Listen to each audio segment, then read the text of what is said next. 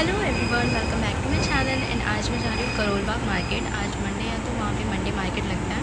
सो मैं आज Karol Bagh market cover करने वाली हूँ। तो मैं आपको वहाँ के कलेक्शंस दिखाऊंगी, समर कलेक्शंस, और जो मुझे अच्छे लगेंगे मैं वो कलेक्शंस दिखाऊंगी आपको। तो अभी मैं सरोजनी नगर मार्केट, वहाँ के मेट्रो स्टेशन में हूँ, सरोजनी नगर। यहाँ से मुझे ब्लू लाइन लेनी है, फिर देन मैं करोल बाग वहाँ से जाऊँगी। तो देखते हैं मैं कैसे जाऊँगी, कैसे सूटेबल लगता है। तो मैं आपको रास्ता बताती रहूँगी। एंड वैसे तो बहुत लोगों को पता है कि मैं ब्लू लाइन में करोल बाग है, तो वो खुद भी जा सकते हैं, मुझे बताने की ज़रूरत नहीं है। बट कुछ लोग होते हैं, न्यू होते हैं, उनको पता नहीं होता, तो उन्हें ज़रूरत होती है जानने की। और मेरी मेट्रो आ गई है तो मुझे चलना चाहिए। तो मुझे लगता है मेट्रो खाली आई है। काफ़ी टाइम ऐसा होता है कि बहुत ज़्यादा भरी हुई मेट्रो होती है और सीट भी नहीं मिलती है, तो बहुत दिक्कत होती है, काफ़ी देर खड़े खड़ी तो ना खाली मेट्रो है और हम यहाँ बैठ सकते हैं। बट हमें नेक्स्ट स्टेशन ही उतरना था, इसलिए हम बैठे नहीं।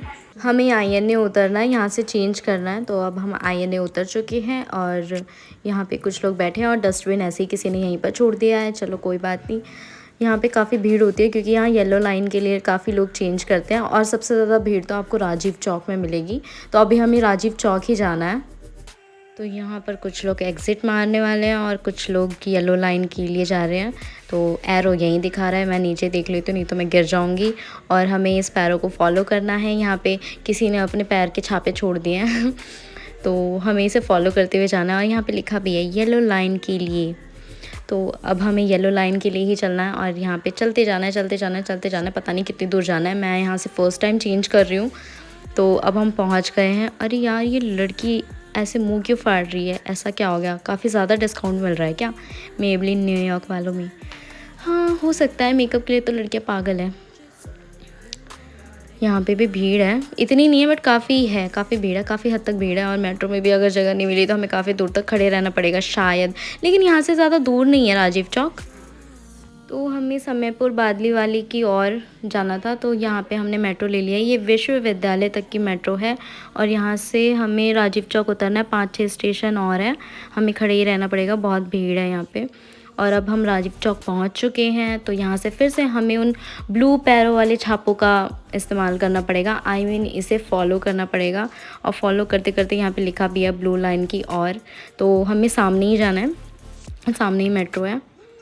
और सच में यार, राजीव चौक में ना मतलब हद पार भीड़ होती है, मन सा नहीं करता है यहाँ आने का। बट कोई नहीं, मैं इनको धक्का मार के किसी तरह ठुस जाऊँगी यहाँ पे। और ज़्यादा दूर नहीं है, तीसरा स्टेशन ही है, बस 3 स्टेशन की बात है, इसलिए चढ़ जाओ भाई मेट्रो में।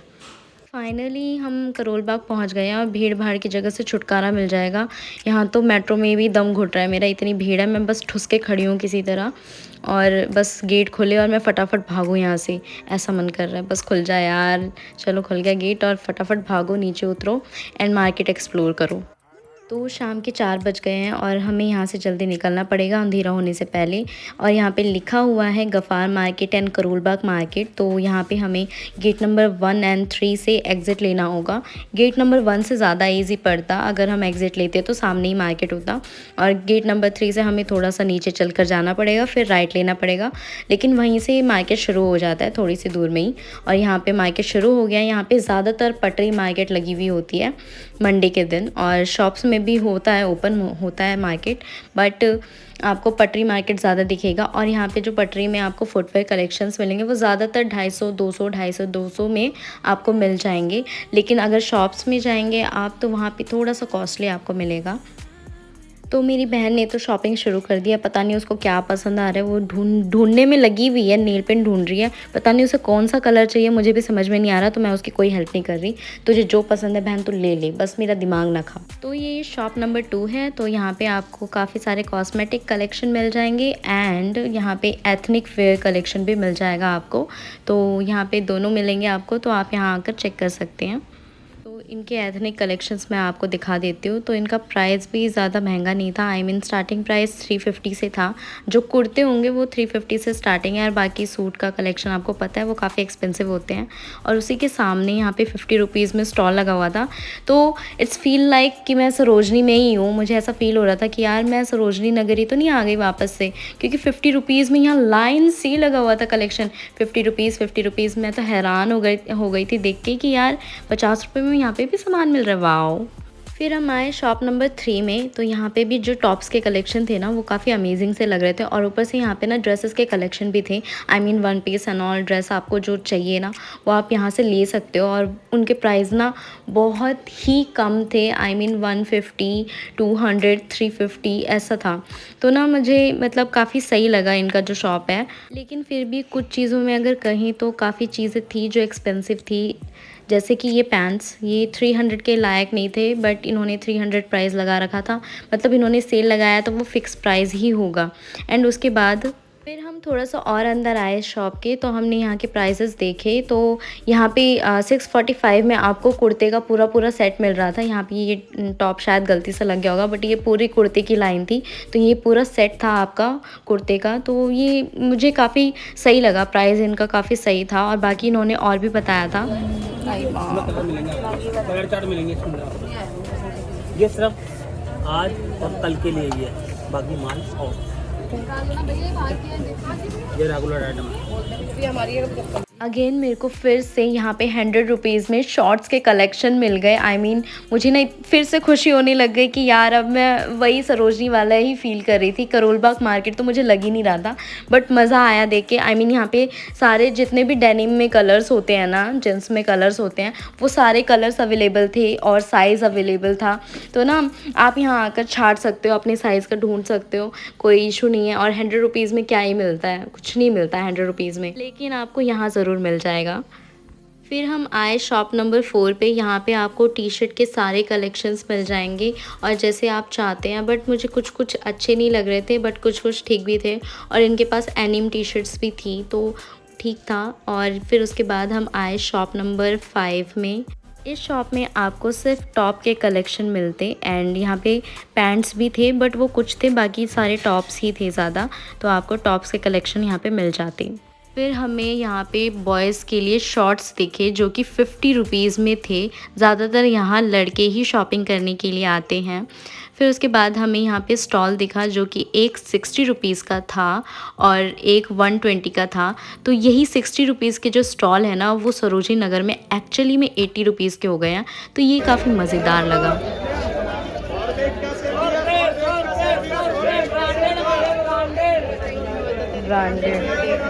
पता है मुझे।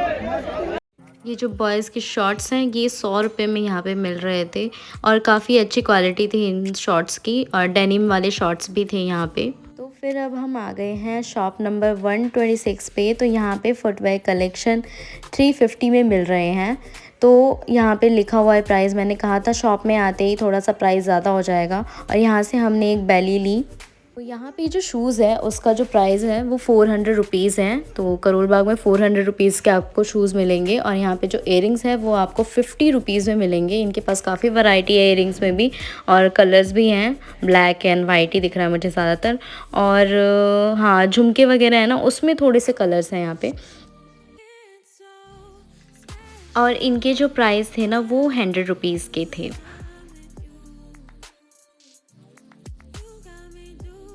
अब हम आए हैं शॉप नंबर 29 में। तो यहाँ पे ज़्यादातर लोग टॉप्स के लिए ही आए थे और यहाँ पे ड्रेसेस भी हैं और टी शर्ट भी हैं और यहाँ पे टॉप्स के कलेक्शन ज़्यादा हैं। यहाँ पे फॉर्मल टॉप्स के लिए लोग ज़्यादा आए हैं क्योंकि ऑफिस में आप फॉर्मल टॉप डालते हैं ना तो काफ़ी अच्छा लगता है। तो इनके पास फॉर्मल टॉप्स के कलेक्शन ज़्यादा थे और इनका जो प्राइस था वो भी बहुत रीज़नेबल प्राइस था।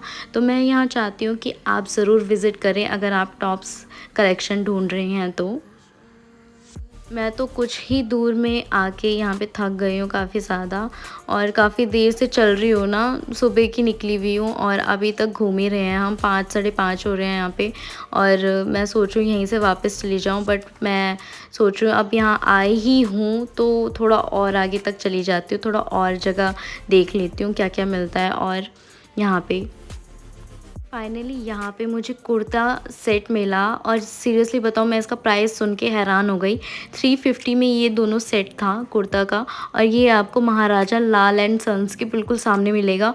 और इन भैया से मैंने पूछा तो इन्होंने कहा कि हम परमानेंट यहाँ पर लगाते हैं। फिर कुछ दूर और आने के बाद हमने देखे जो गर्ल्स साइड बैग्स लेती हैं ना वो 100 रुपीज़ की यहाँ पे बहुत जगह पे बैग्स के कलेक्शन थे जो सिर्फ 100 रुपीज़ में सेल कर रहे थे।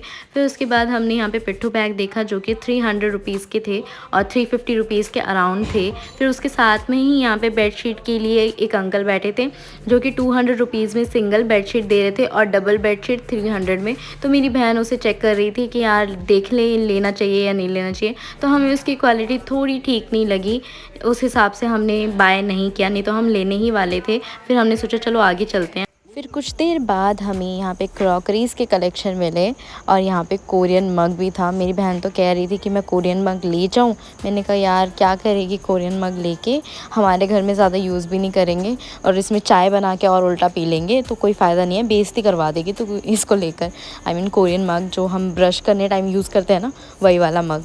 काफ़ी कलरफुल मग्स थे और मन कर रहा था लेने का, बट घर में अगर वो कप दिखता तो मम्मी ने तो उस पर चाय ही डाल के पीना था और बोलती कि कप जैसा ही तो दिख रहा है। तो ये मॉन्ट कार्लो के सामने था और मुझे नहीं पता ये हमेशा लगता है या नहीं। एंड फिर उसके बाद यहाँ पे भी क्रॉकरीज़ थी। तो ऐसी क्रॉकरीज़ मैंने एक्चुअली एक बार मेले में देखी थी, जब मैं दशहरे के टाइम पे मेले में गई थी। फिर उसके बाद अब मुझे जाकर दिखी है। तो यहाँ पे जो इनका प्राइस था वो भी रीज़नेबल प्राइस था, तो आप यहाँ जाकर चेक कर सकते हैं। मुझे नहीं पता ये हमेशा लगती है या नहीं। और उसके बाद काफ़ी अमेजिंग चीज़ यहाँ पे Kabir sunglasses and watches थे। तो ना मतलब लाइक मुझे ये जगह काफ़ी ज़्यादा पसंद आई, वो भी इसलिए क्योंकि यहाँ पे लाइन से कलेक्शन लगे हुए थे। हम पूरे मार्केट में ढूंढते हैं ना, अरे यार यहाँ पे वॉच है, अरे यार यहाँ पे सन ग्लासेस है, बट यहाँ पे एक ही जगह पे ऐसे इन्होंने लाइन से सन ग्लासेस एंड वॉचेस लगा रखे थे और उनका प्राइस भी ज़्यादा नहीं था। यहाँ पे मेंशन है प्राइस 100, 200 एंड 250 यहाँ पे मेंशन है प्राइस, तो ज़्यादा दिक्कत वाली भी बात नहीं थी। और मुझे सच में काफ़ी खुशी हुई इस जगह को देख के और मुझे मतलब मन भी कर रहा था काफ़ी मतलब चीज़ें लेने का, बट मैंने लिया नहीं क्योंकि हमारे पास ऑलरेडी काफ़ी सारा सामान था। फिर उसके बाद हम वहाँ से बाहर आ गए और यहाँ पे ट्रॉली बैग्स के कलेक्शन भी है यहाँ मनियमवर के पास। तो यहाँ पे आप ट्रॉली बैग्स भी ख़रीद सकते हैं। यहाँ पे काफ़ी लोग आते हैं, टूरिस्ट भी आते हैं यहाँ पे बैग्स कलेक्शन लेने के लिए। तो इनका प्राइस मैं कुछ ख़ास जानती नहीं हूँ, बट स्टार्टिंग प्राइस 1000 से ही है।